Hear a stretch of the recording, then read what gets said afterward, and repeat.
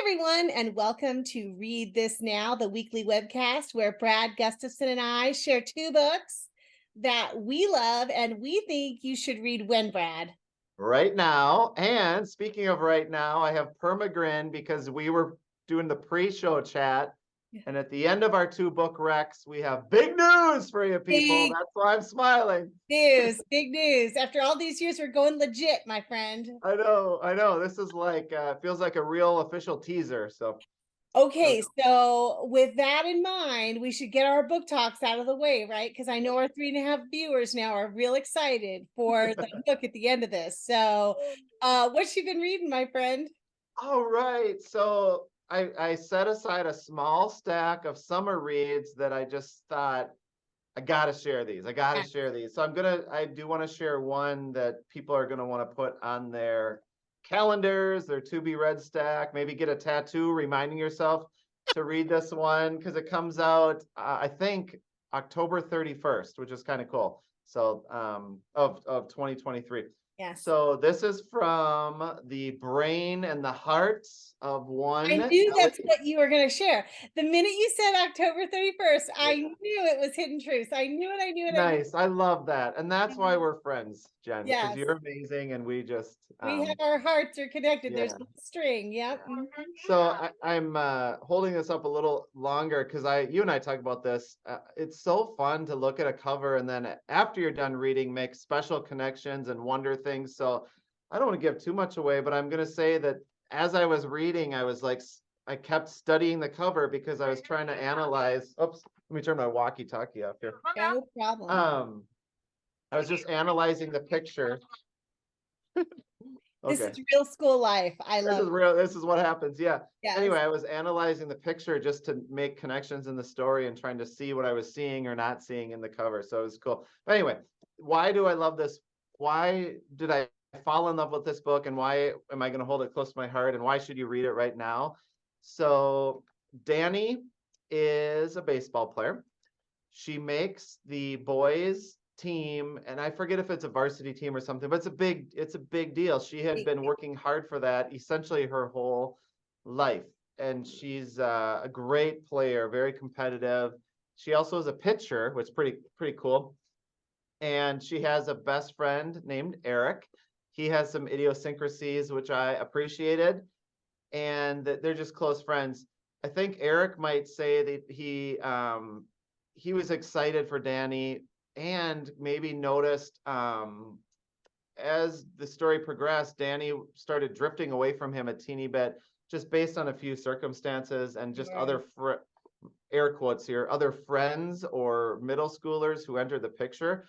That was an authentic thing I loved about the book, just the friendship dynamic, not the overarching plot, but just the authenticity of struggling with friends, trying to read their motives. There was a little bit of social media peer pressure that was kind of woven in. So lots of cool things that just made this thing feel so relatable. And also my heart goes out to the students we get to work with just because life is tricky to navigate. So Elly did a magnificent job. But here's like the showstopper in the book. It's not a spoiler, but it is a showstopper.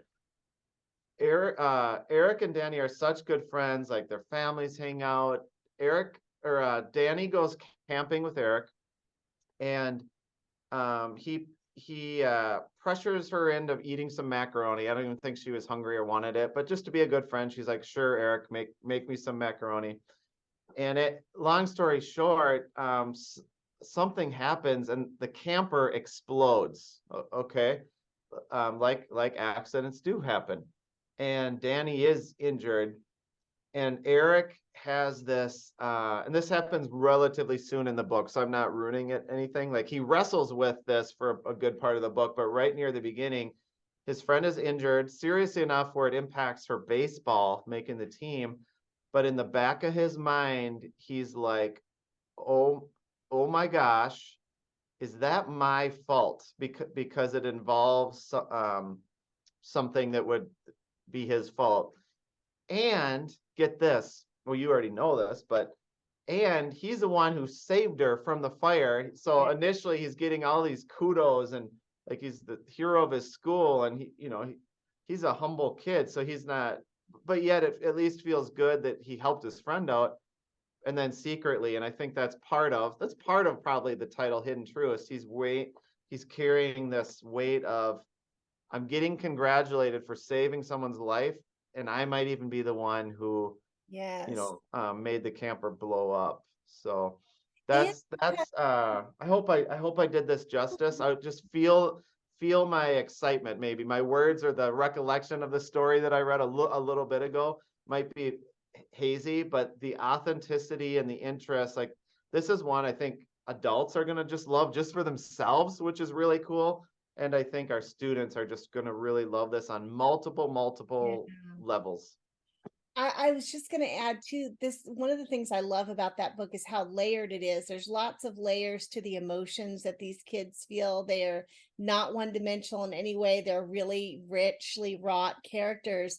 And as you were talking about Eric too, one of the things that came back to me, because it's been a while since I read it, is how, because he was feeling sort of this like jealousy or uncertainty about Danny, the way that their friendship is changing, another layer to the accident after it happens is not only worrying, did I cause this, but if I did I subconsciously mean to, because of these feelings? Did I want something bad to happen to my friend under the surface because I've been feeling this way?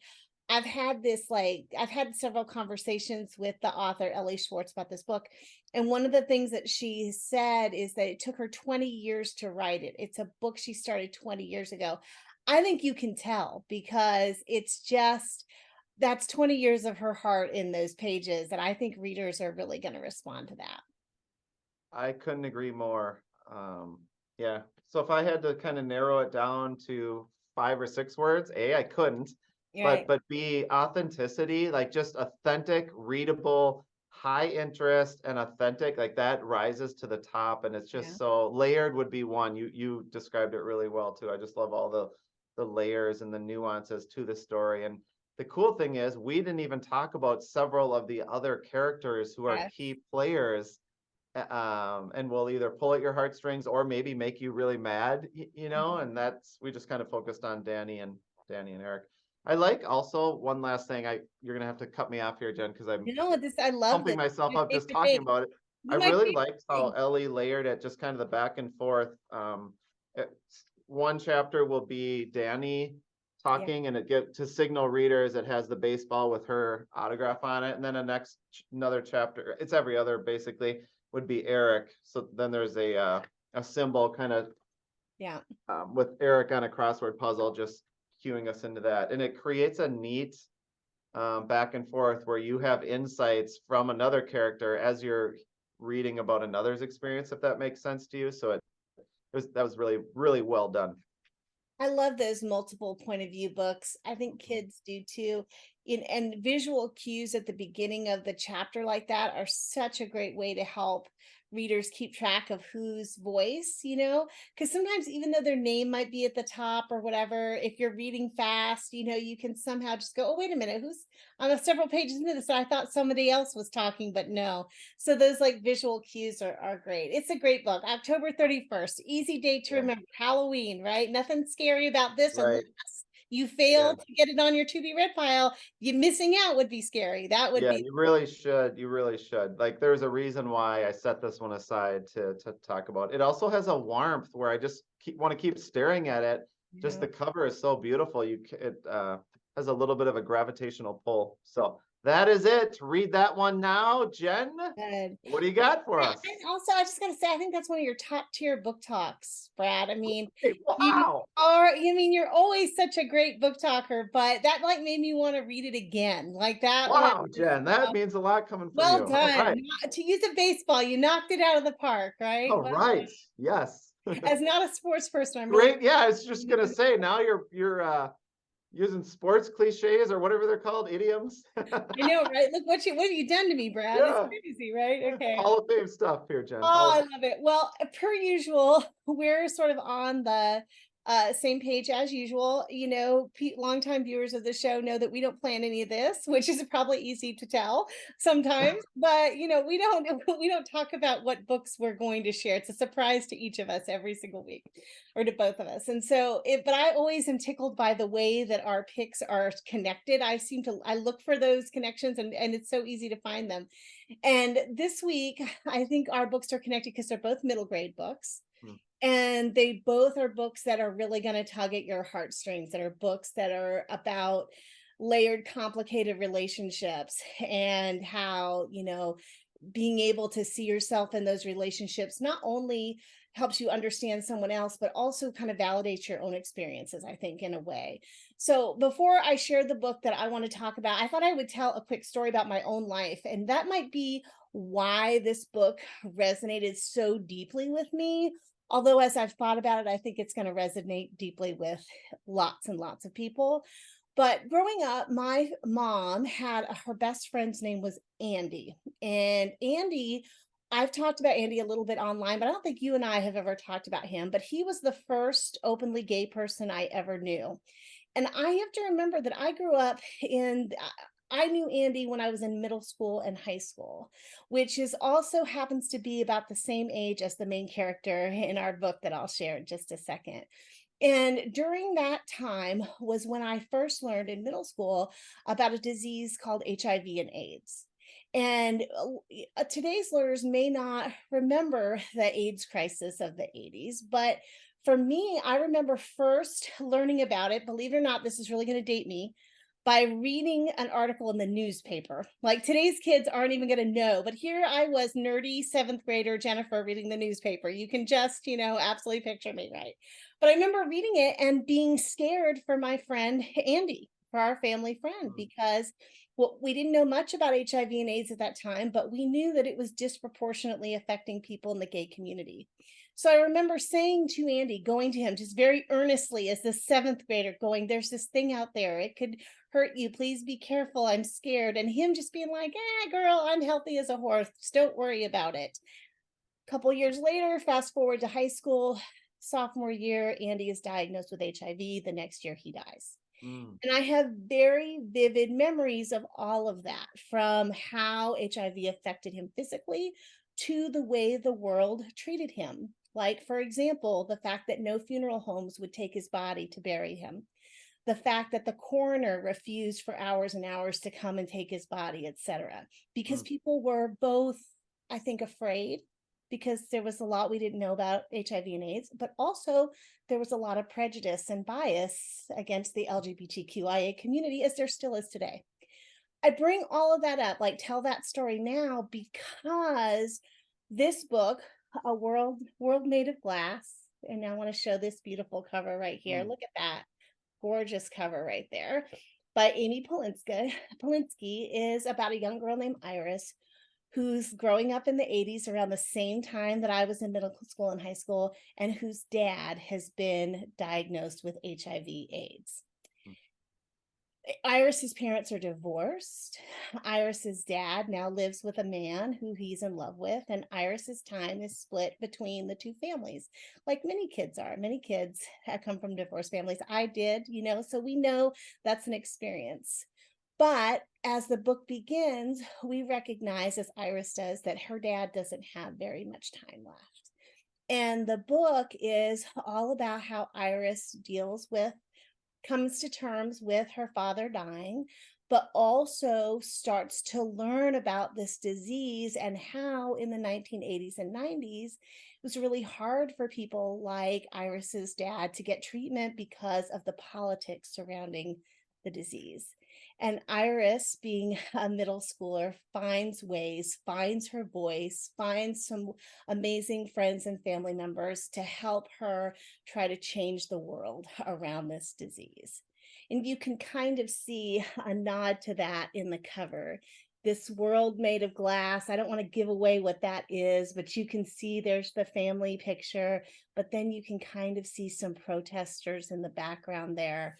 The book is both beautifully written, but also, I think, teaches kids about a time in history that may be forgotten a little bit, because it's hard for me to believe that was 40 years ago, Brad, but it was 40 years ago. That's I know, Don't say that. I Oh my know. goodness. Okay. The last thing I'll say about it is Iris's dad, Stephen, is an English professor, and he and Iris share a love of poetry.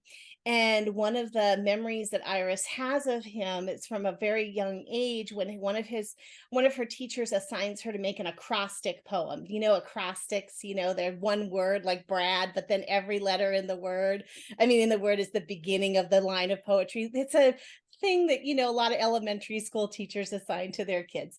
My Well, middle name is acrostic, by the way. So it go is yours is okay. All right.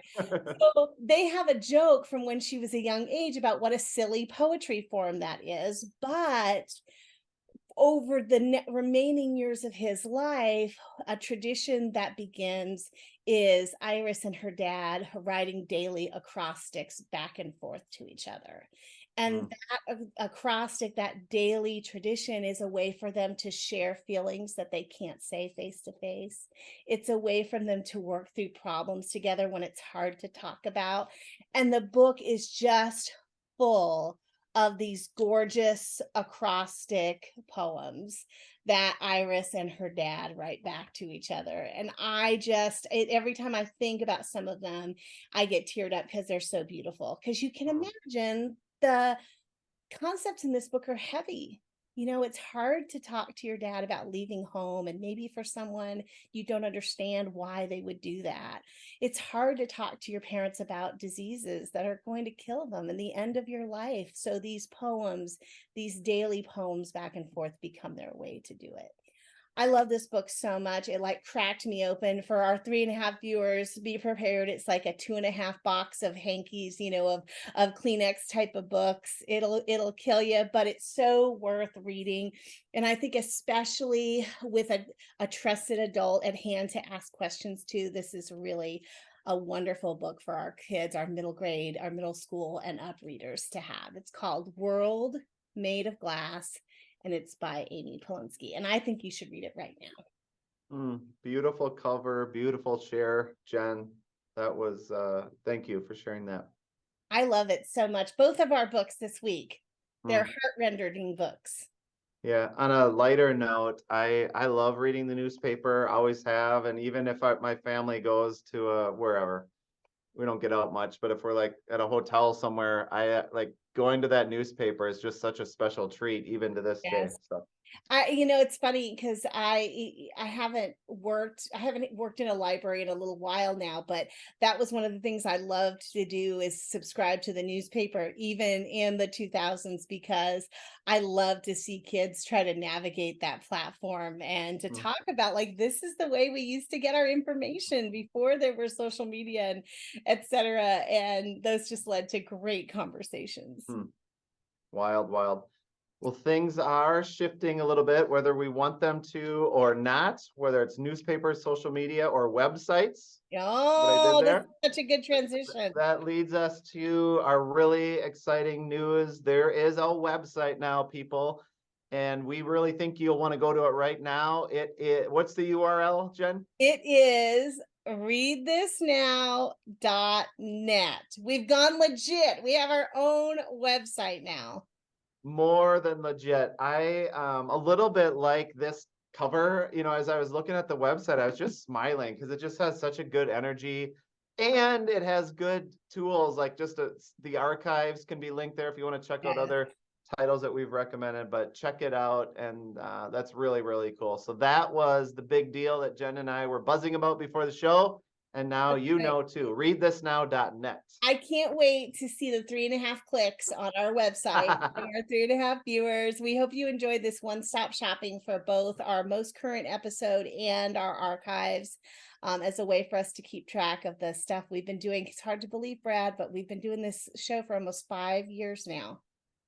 I still remember when I met you, and I don't know if it was 10 years, I don't know when it was, but you were keynoting at the ITEM conference in Uh-huh. Minnesota years and years ago. And who would have known that as our paths crossed then that I would have learned so much from you and just really Vice versa. appreciate you so much. So This has been like an oversharing show, but that conference, you did the opening keynote and I did the closing.